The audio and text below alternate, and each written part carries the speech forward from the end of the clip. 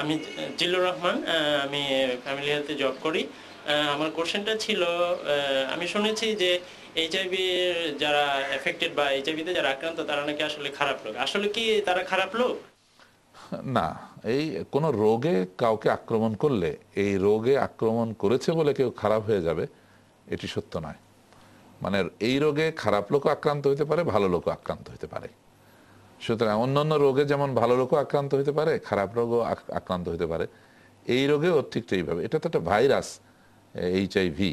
এই ভাইরাসটা মানুষের দেহে প্রবেশ করতে পারে তিন পদ্ধতিতে। একটি হচ্ছে রক্তের মাধ্যমে, রক্ত লেনদেনের মধ্য দিয়ে। আরেকটি হচ্ছে যে দুধ পানের মধ্য দিয়ে হতে পারে, মানে মা থেকে শিশু, এটার হওয়ার একটা আশঙ্কা থাকে। আর তিন হচ্ছে যৌন রসের মাধ্যমে এটি যায়, পুরুষ থেকে নারীতে, নারী থেকে পুরুষে যেতে পারে। মানে একজনের আছে, তার সঙ্গে যদি অন্যের মিলন হয় তাহলে এটার দ্বারা সে আক্রান্ত হয়।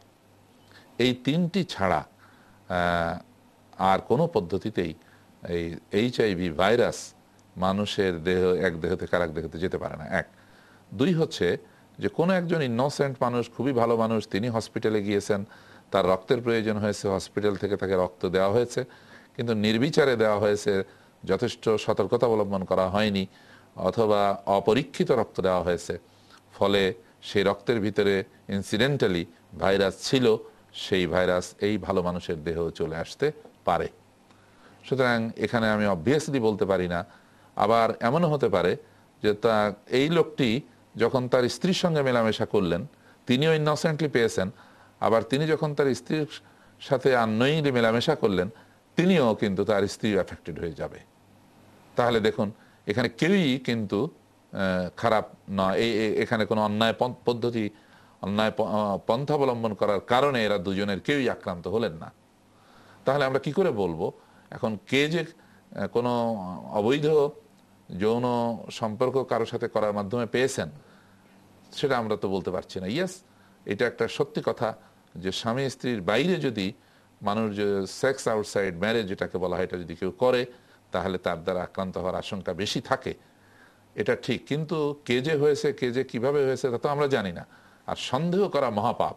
আমি যে প্রত্যেকে ধরে নেব যে সে খারাপ কাজ করেছিল বলেই তার এটা হয়েছে, এই সন্দেহ করা মানুষের প্রতি অত্যন্ত গর্হিত অন্যায়, বড় পাপের কাজ বলে কোরআন মজিদে আল্লাহ সুবহানাহু ওয়া তাআলা উল্লেখ করেছেন। বলেছেন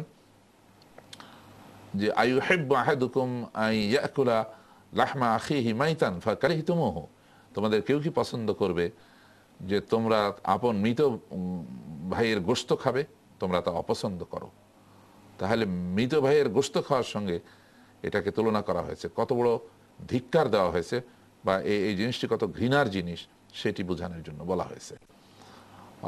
জঘন্য এটি তা বোঝানোর জন্য বলা হয়েছে, এই যে সন্দেহ করা।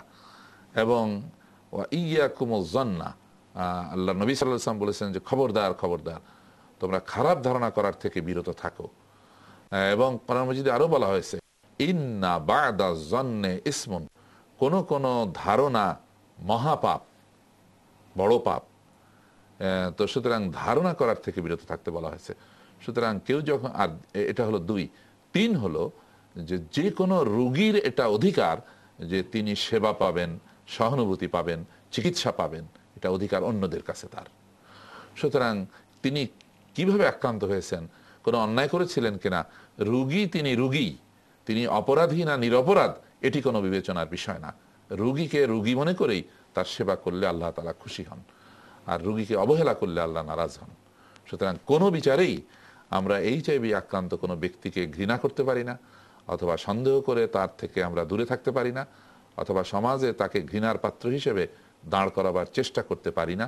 এই চেষ্টা যদি করা হয়, এই অপচেষ্টা, তাহলে তারা আল্লাহর কাছে দায়ী হবে।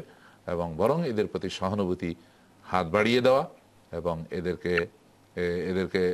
প্রতি যত্নবান হওয়া, এবং এদের চিকিৎসার ব্যবস্থা করা, এবং সমাজের সম্মানের সঙ্গে তাদেরকে থাকতে দেয়া।